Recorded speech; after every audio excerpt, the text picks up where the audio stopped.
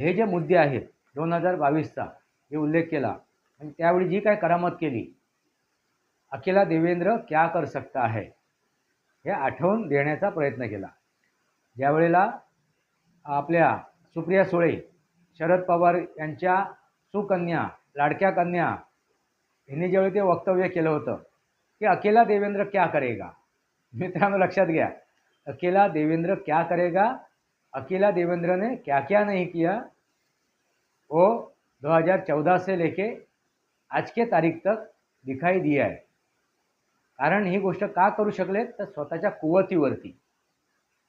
हे त्यांनी का करू शकले ते त्यांच्या कुवतीवरती, स्वतःच्या क्षमतेवरती, स्वतःच्या लायकीमुळे, दुसऱ्याच्या जीवावरती नव्हे.